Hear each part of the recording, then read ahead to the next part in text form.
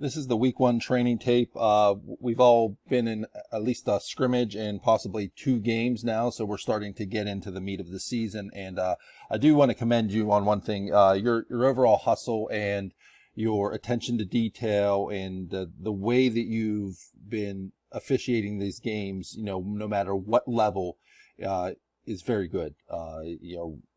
Turning on different games and seeing everyone hustle and be involved in the play and is really great. And it's great to see that. And let's just keep continuing this momentum throughout the season. This tape's going to focus on some crew situations. And, I've been very adamant about, efficient penalty enforcement, but there are times we do need to slow down and talk things out. And the efficiency in the penalty enforcement mainly goes to the run-of-the-mill fouls, false starts, encroachments, delay of games where, we can efficiently get them moving and going on. But as you'll see in the first play here, we're going to set up a punt. And, we showed one last week about where the ball crossed the line of scrimmage. So here's one we have where, and it's a little bit tough to see, so I'm going to narrate through this. So I'll play it once, and you can see what happens here.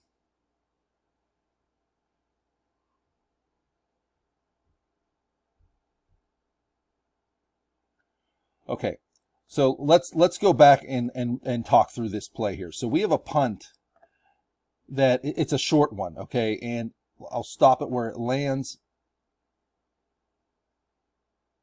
It hits right about the 10-yard line. Okay, I'm sorry, my fault. It hits about the 7-yard line. So hitting at the 7, the ball crossed the line of scrimmage. However, then it rebounds back into the end zone. So we know that K still has the ability to pick it up, run it, kick it again, or do whatever they want with the ball. So we got to keep that in mind. And as line of scrimmage officials, we have to understand the status of the ball. So what happens next is it goes into the end zone where this player right here bats the ball out of the end zone. And we know, and the referee got this, we know that this is a foul for illegally batting the ball. So he bats the ball. So we have a flag down in the end zone right now. Okay. So then what happens is the ball then goes forward and it is recovered by the receiving team right there. Okay.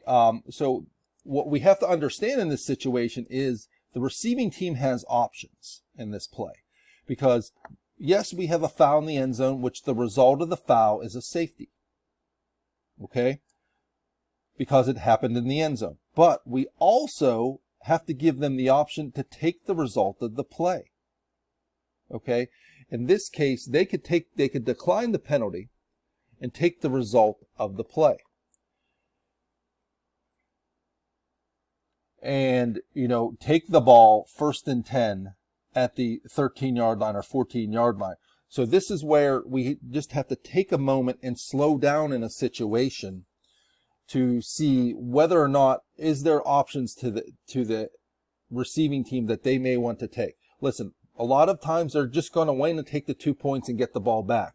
But game situations dictate, in late in the second quarter or especially late in the game, if this team is down 4, 5, 6 points with under 3 minutes to go, they may just want to take the ball at the 14-yard line and try their luck to score a touchdown instead of getting the 2 points and also still needing a possible field goal after. So, this is a really good play. I mean, the crew handled it well. They ended up going with a safety. That's fine, but let's just make sure before we put these penalties to bed, there isn't another option for the team to take. All right, this next play is one that, let's look at the game situation. We're tied at 21, right? 52 seconds to go in the game. We'll have a pass to the top of the screen. Boom. So so right now we have the line or the head linesman is in great position right here. He doesn't go downfield. He turns, he's looking right at the catch. Okay. And, I'm not going to debate whether or not this is a catch. It appears to be a catch. He comes in strong, selling this situation. Okay. And, I talked earlier about, if you see a situation, and you think something's fishy, step up and help the crew. Well, what ends up happening here is we have the line judge who's the whole way across the other side of the field come in and wipe this out. Okay, so my question mainly to the line judge right here is, so your key is right here, plus you have the tackle. So look what happens with your key right here. You have contact here where your eyes should be. You could have a potential defensive holding. You could have blocking downfield.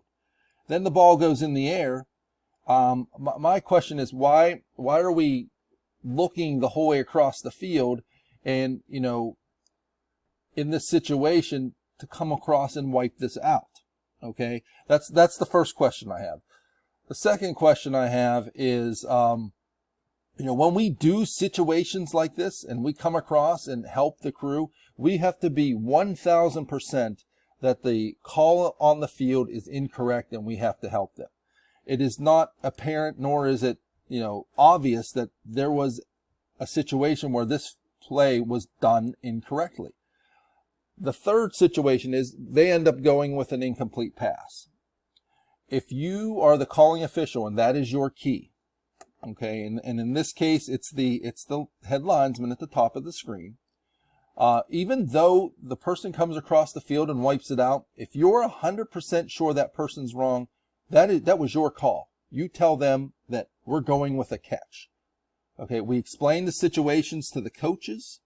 Okay, we put the ball at the 42-yard line right here, and we wind the clock and we go.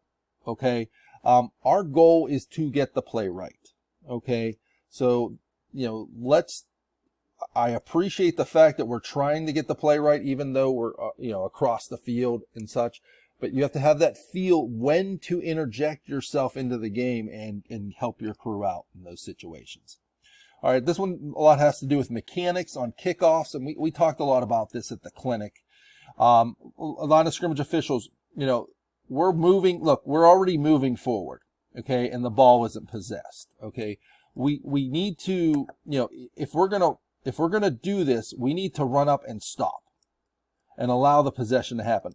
Preferably, even with the ball at the 10-yard line, you could still stay at the goal line, because what ends up happening here is, we're watching the catch, right? We're transitioning upfield, okay?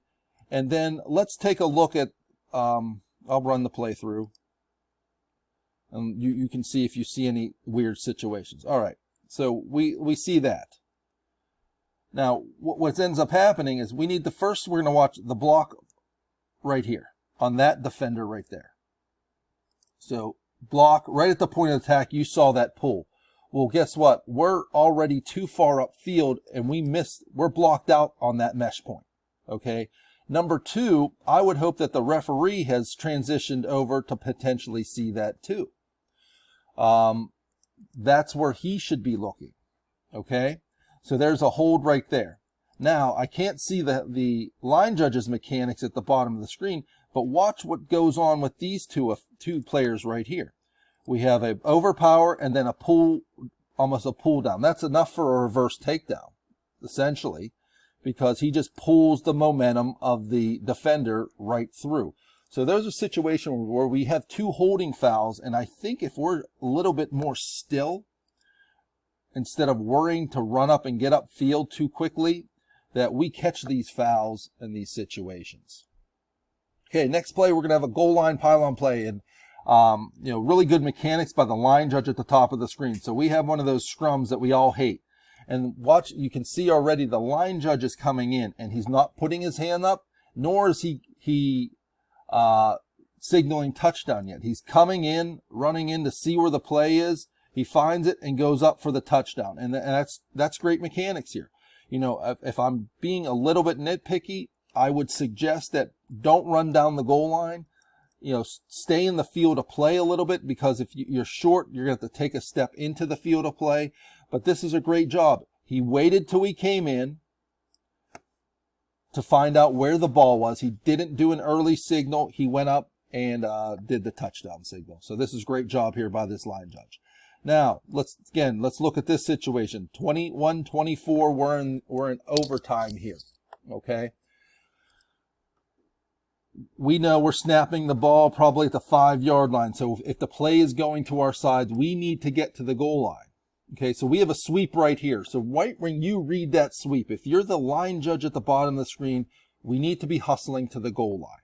Okay, unfortunately, in this situation, you'll see we're nowhere near the goal line. And our deep wing is exactly where he should be, back at the pylon. So, we're sitting there at the 6-yard line trying to judge a pylon play. And fortunately for us, the person goes out of bounds at the 2-yard line, because if it would have been a pylon play, I'm not so sure we could have accurately been able to officiate that play, given the fact of where we are in this situation. So it goes back to what we talked about from the first time. Our fundamentals, our mechanics, and if we own that, then we're going to put ourselves in positions to make the correct calls. But when we're not following our mechanics, it makes it very difficult for us, if the things happen, to be in the correct position. All right, next play. There was a change in the definition of a chop block. It is now a high component with any component below the waist. We're going to take a look at what happens with the center and the left guard in this situation. You get the high component, low component. The high component by number 57, and then the low component by the guard. And the umpire does a good job, processes it, throws his flag in an area that's not busy, comes in with the chop block, and just gets a really nice call, because these are calls that we can't miss. Safety fouls, and he's looking right in the correct spot. Center and 2 guards, throws his flag, and gets this nice call for a chop block. Okay, next play we're going to talk about hurry up offenses. And as we starting to see the season goes on, there are teams that like to hurry up and get over the ball. Now, whenever we are in a situation where the play clock is running, we have a first down and the play clock goes to 40 and it's running. Once we get the ball down, umpire, we need to get out of there, because they can snap the ball. We should never tell the center, you should not be snapping the ball until I get out of the way. I'm sorry, let me rephrase that. The only time we should do that is if we have a dead clock, change of possession, that we can get in position. As long as that play clock is moving, and especially if that play clock is moving and the game clock is moving, we got to set the ball, and we need to get in position right away. Because, if we tell that center, well, you can't snap the ball till we get in position, the game clock could be running, and we could be making them lose precious time. And you can see here, we don't really make an effort to get back into our position. Okay, once we set this ball down, we should be backpedaling out very quickly to get into position. We're walking backwards and they're snapping the ball. We're not in position to officiate, and we have to do a better job in doing this, because it's the teams want to hurry up. Right here, run out, get the ball, come in, spot it, get out of the way. It's a lot of running. It's a little bit different than what you're all used to, but we need to pick up the pace here to keep up with the teams. Okay.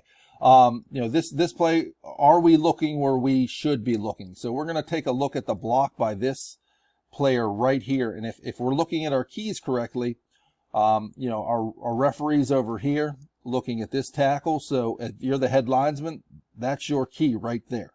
Okay. And especially whenever you see the play happen, and we'll let it run, it's a sweep to our side. So we should not be officiating the air around the running back. Our goal should be officiating the block that is occurring by this person right here. So let's take a look at it. We have initial engagement, and it's a good block right here. But as it progresses right here, the defender beats the blocker.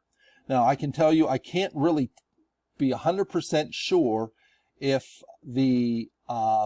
there is a hold, but it sure really smells like a hold, because the defender, why isn't the defender getting out there quicker? It appears that he is being restricted and not being able to turn his shoulders and run at the play. So that's a situation where I think we have a hold, but that's that's exactly where we should be looking as a head linesman or a line judge in that situation.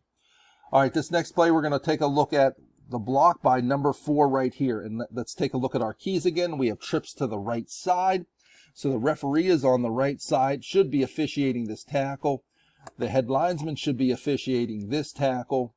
The line judge has number 2 and number 3. You're going to let that declare and see where the problem is. And look at the field judge has press coverage here. So he or she is locked on that coverage right there, because we could have hands to the face or whatever not going on there. So right here we have a pass to the screen, and take a look at that block.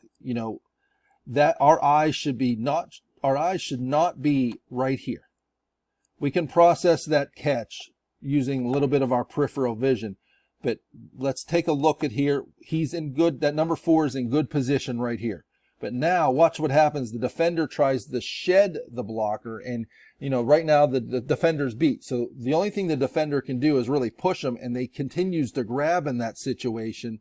He does throw a little push, and if that's what you saw, then I can understand that.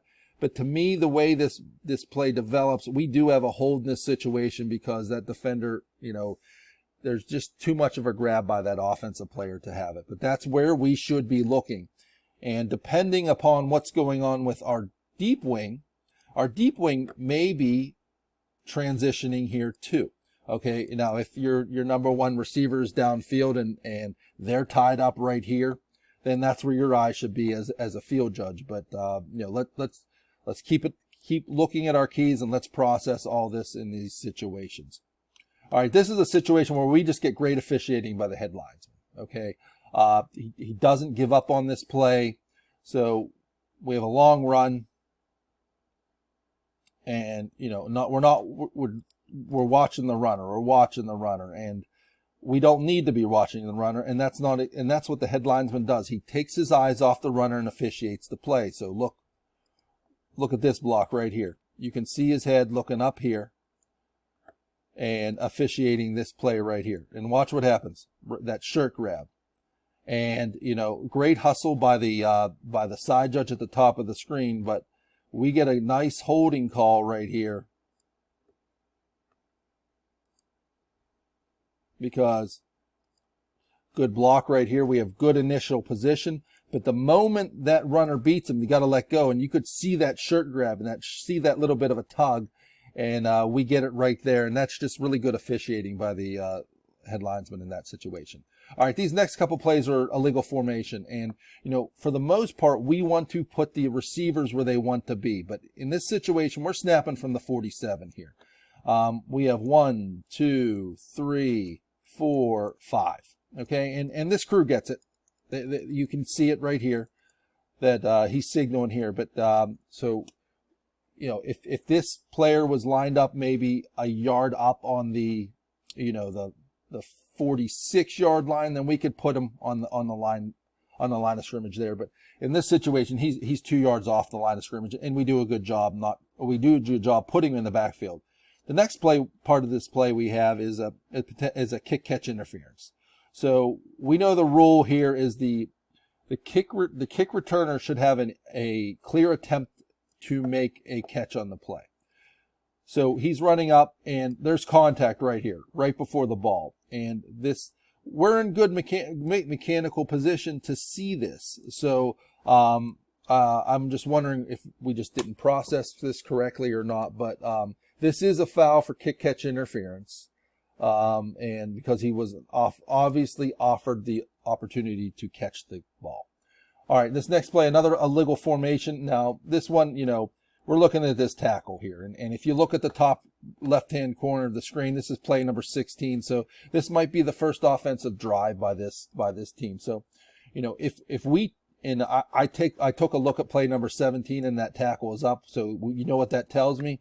That line of scrimmage official at the top of the screen probably got in and talked to that tackle and told him to move up to the line of scrimmage. And that's exactly what we should be doing in this situation. Early in the game, you have a tackle who's back, go up and warn them, move them up. You gave them the warning, talk to the head coach, tell him you gave him a warning, and then afterwards, if he continues to do it, then you throw the foul for an illegal formation, 5 players in the backfield, and there won't be any questions as to why you did it.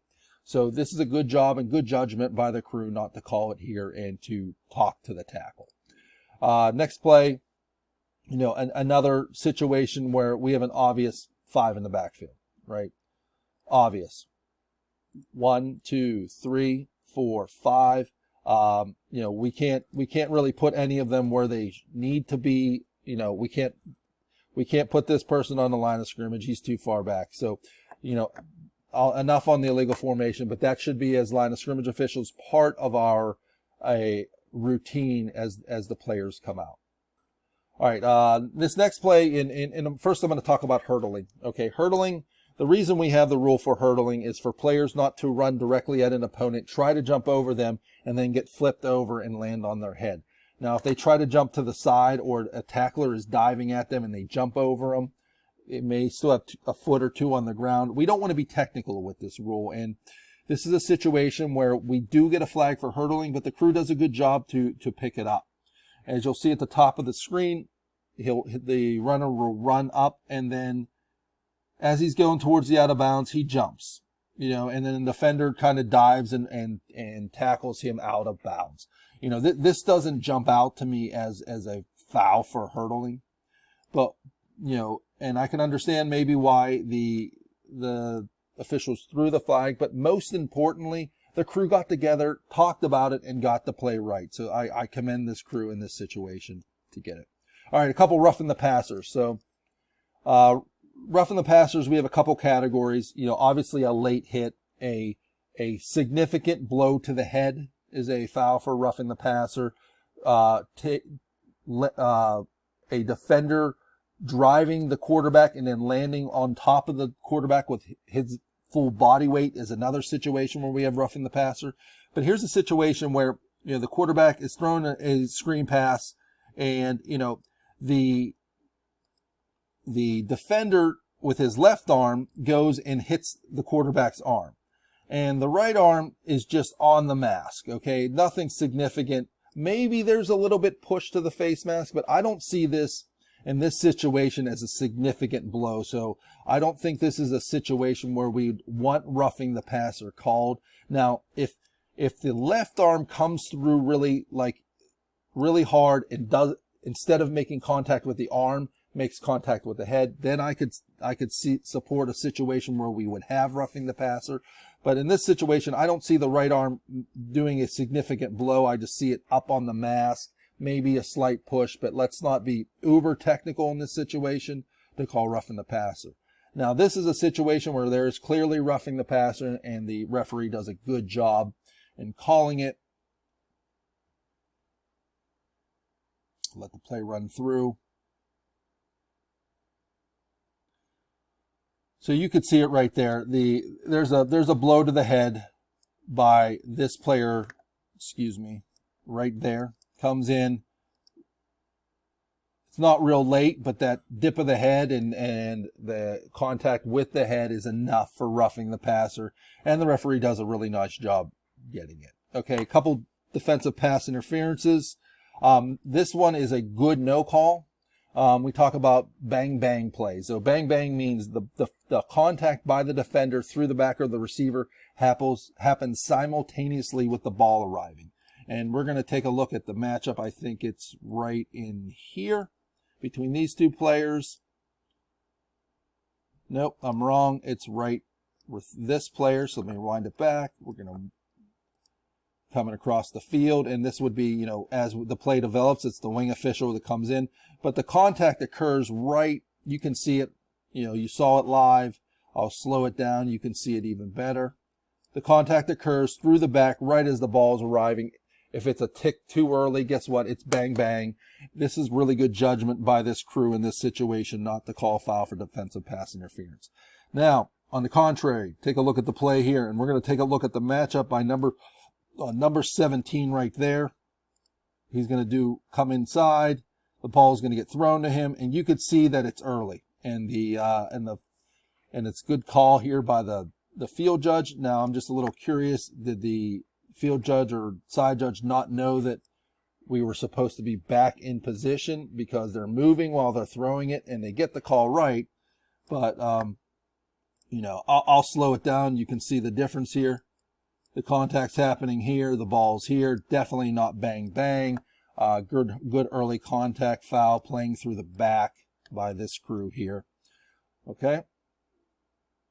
And a good call for defensive pass interference. All right, our last play, illegal shift. All right, so we're going to take a look at what happens with this tackle and this player right here. As the tackle is going down, the wide receiver goes in motion, or it's a tight end. As a wing official, we have to understand that even though the player is going away from us, we have to know that we have two players in motion. So number 14 has to get set, and you're thinking that in your head. Number 14 doesn't get set, then we have now a flag for an illegal shift, and we should be penalizing the offense 5 yards. Okay, again, I appreciate the comments. Hopefully I incorporated some of your requests in here. Continue to hit subscribe. I'm almost at 1,000 subscribers. When I get there, I'm hoping to do something such as sponsor an official, you know, a newer official to get take their test and buy their equipment. So, you know, to share this with your friends and you know, keep the requests coming in. It really helps me, and I enjoy watching it. And best of luck with your week 2 games. And if you have any questions, please let me know.